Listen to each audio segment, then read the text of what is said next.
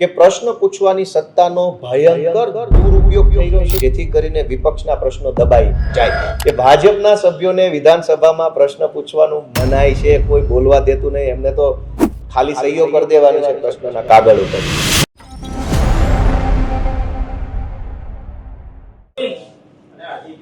આજે ગુજરાતની 15મી વિધાનસભાના 7મા સત્રનો પહેલો દિવસ હતો. વિસાવદર વિધાનસભાના ધારાસભ્ય તરીકે ચૂંટાયા પછી મારા માટે આ પહેલું સત્ર છે અને પહેલા સત્રનો પહેલો દિવસ હતો.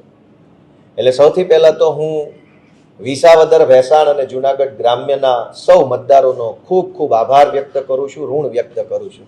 કારણ કે એ મતદારોએ મને આ ગૌરવશાળી સદન સુધી મોકલ્યો, અહીંયા બેસવાને માટેનો મને અધિકાર વિસાવદરના મતદારોએ અપાવ્યો છે. વિસાવદરના લોકોના કારણે હું અહીંયા આવી શક્યો, બેસી શક્યો, વિધાનસભાની કાર્યવાહીમાં ભાગ લઈ શક્યો. આજે પહેલો દિવસ ખૂબ સારો રહ્યો. મારી ધારણા હતી એના કરતાં પણ વધુ સારી રીતે હું એમાં ભાગ લઈ શક્યો, કેમ કે મેં જીવનમાં ક્યારેય હું આવી કાર્યવાહીમાં બેઠો નહોતો. તો થોડીક મને નર્વસનેસ હતી, થોડીક ચિંતાઓ હતી, થોડુંક મને અંદરથી કન્ફ્યુઝન હતી, કેવું હશે, કેવું નહીં હોય, શું કરવું, કેમ કરવું, બોલવું, ના બોલવું, અનેક પ્રકારની મનમાં ગૂંચવણ હતી. પણ આજે પહેલા દિવસનો સત્ર પૂરું થયું અને પૂરા આત્મવિશ્વાસ સાથે, ઉત્સાહ સાથે હું આજે તમને કહી શકું છું કે મને ખૂબ મજા આવી. આજના આ સત્ર દરમિયાન એક પૂરક પ્રશ્ન પૂછવાની મને તક મળી. એક પ્રશ્ન હતો અન્ય સભ્યનો, જે પ્રશ્ન એવો હતો કે ગુજરાતમાં સરકારે કુલ કેટલી ટાઉન પ્લાનિંગ સ્કીમોને મંજૂર કરી અને તે પૈકી કેટલી કઈ જગ્યાએ કઈ મંજૂર કરી. એમાં મેં હાથ ઊંચો કરતા મને પૂરક પ્રશ્ન પૂછવાની છૂટ મળી, તો મેં એવો પૂરક પ્રશ્ન પૂછ્યો કે સરકારે 176 ટીપી સ્કીમ મંજૂર તો કરી છે, પણ કાયદાની સમય મર્યાદા 2 વર્ષની છે, 2 વર્ષ કરતાં વધુ મોડું થયું હોય એવી કેટલી ટીપી સ્કીમો મંજૂર કરી છે, સમય મર્યાદા 12, અને સમય મર્યાદા પૂરી થઈ ગઈ હોવા છતાંય મોડી ટીપી મંજૂર થઈ હોય તો એના કારણો શું છે, જેનો માનનીય મંત્રી ઋષિકેશભાઈએ મને જવાબ આપ્યો હતો. અને પછી એ પ્રશ્નનો પૂરક પ્રશ્ન પૂછવાની તક નથી મળી.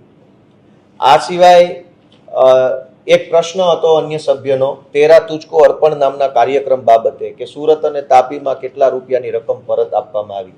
આ પ્રશ્નમાં મેં હાથ ઊંચો કર્યો હતો પૂરક પ્રશ્ન પૂછવા માટે, પણ મને અધ્યક્ષશ્રી દ્વારા તક આપવામાં આવી નથી, એટલે હું નહોતો પૂછી શક્યો. આ સિવાય માનનીય મુખ્યમંત્રીશ્રીએ શોક દર્શક પ્રસ્તાવોને સદન સમક્ષ રાખ્યા હતા, જેમાં સ્વર્ગસ્થ માનનીય મુખ્યમંત્રી શ્રી વિજયભાઈ રૂપાણી સાહેબ, અન્ય મંત્રીશ્રીઓ, નાયબ મંત્રીશ્રીઓ, સભ્યશ્રીઓના નિધન પ્રસંગે ગૃહ દ્વારા શોક આપવામાં આવે એવો પ્રસ્તાવ રજૂ કર્યો હતો. આ પ્રસ્તાવ ઉપર મને શોક વ્યક્ત કરવા માટેની તક મળી હતી, ત્યારે મેં ઊભા થઈને સ્વર્ગસ્થ મુખ્યમંત્રી વિજયભાઈ રૂપાણી સાહેબ, અમારા જૂનાગઢના જ અને ગુજરાત સરકારના પૂર્વ આરોગ્ય મંત્રી સ્વર્ગસ્થ હેમાબેન આચાર્ય અને અન્ય દિવંગત સભ્યોને મેં શ્રદ્ધાંજલિ આપી હતી.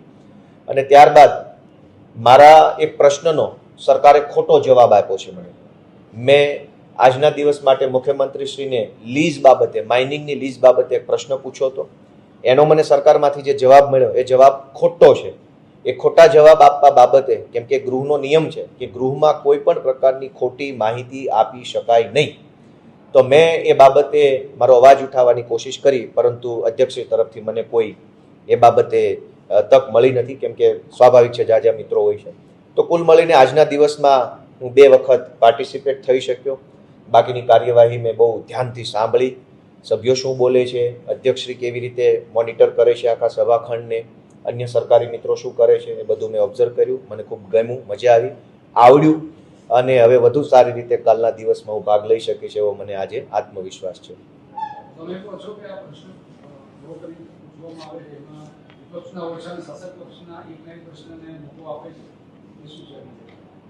આજે આમ તો મને ઘણા સમયથી ખબર છે, પણ તમે જો આજનું પ્રશ્નોનું લિસ્ટ જોશો, તારીખ 8નું, તો પ્રશ્ન નંબર 7 અને પ્રશ્ન નંબર 12 આ બંને એક સરખા પ્રશ્નો છે.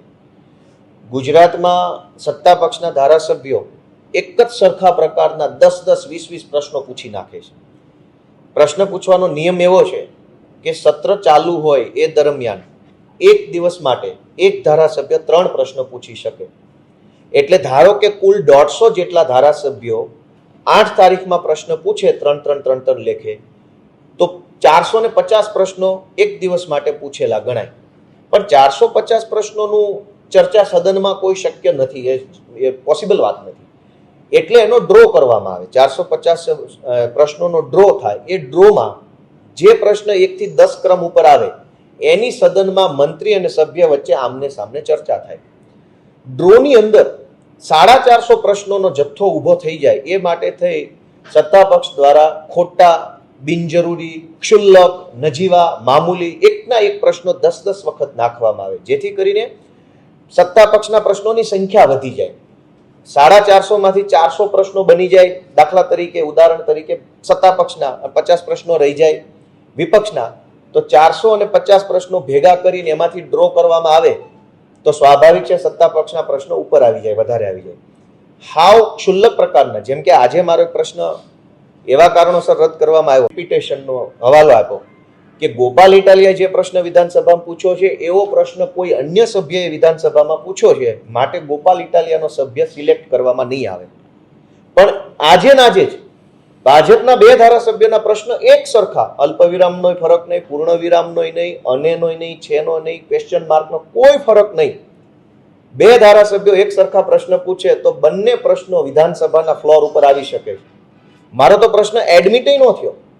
તો હવે આ ખેલ જનતા જાણે, જનતા જુએ કે પ્રશ્ન પૂછવાની સત્તાનો ભયંકર દુરુપયોગ થઈ રહ્યો છે. પ્રશ્ન પૂછવાની ઓથોરિટીને ખોટી રીતે ઉપયોગ કરવામાં આવી રહ્યો છે, જેથી કરીને વિપક્ષના પ્રશ્નો દબાઈ જાય. બીજો પ્રશ્ન, આમાં સૌથી મહત્વનો મુદ્દો એ છે કે તમે જો તારાંકિત પ્રશ્નોની યાદી જોશો 8 તારીખની, તો તમને ખ્યાલ આવશે કે ભાજપના સભ્યોને વિધાનસભામાં પ્રશ્ન પૂછવાનું મનાય છે, કોઈ બોલવા દેતું નહીં. એમને તો ખાલી સહીઓ કરી દેવાની છે પ્રશ્નના કાગળ ઉપર.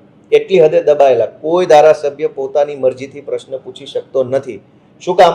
આજના જ પહેલામાં જોશો તો ભુજના ધારાસભ્યના કોલમમાં બનાસકાંઠાના પ્રશ્નો છે, બનાસકાંઠાના ધારાસભ્યના કોલમમાં ભાવનગરના પ્રશ્નો છે. એનો અર્થ એ થયો કે આ પ્રશ્ન ધારાસભ્યએ નથી પૂછ્યો, પાર્ટી ઓફિસથી બધું લખીને સહીઓ લઈ લીધેલી છે.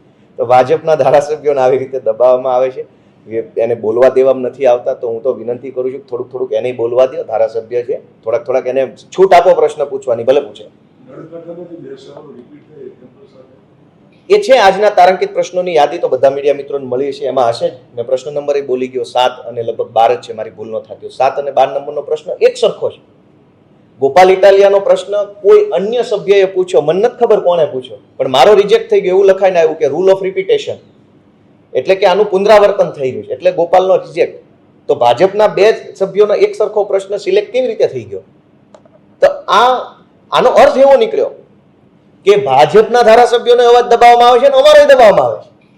અમારા પૂછેલા પ્રશ્નો રિજેક્ટ થઈ જાય છે અને એને પૂછવાના નહીં, એના વતી કોઈ પણ XYZ લખીને કાગળિયામાં સહીઓ કરીને આપી જાય. તો બંને પાર્ટીના ધારાસભ્યોના પ્રશ્નોને દબાવવામાં આવે છે, આવો આનો અર્થ નીકળે.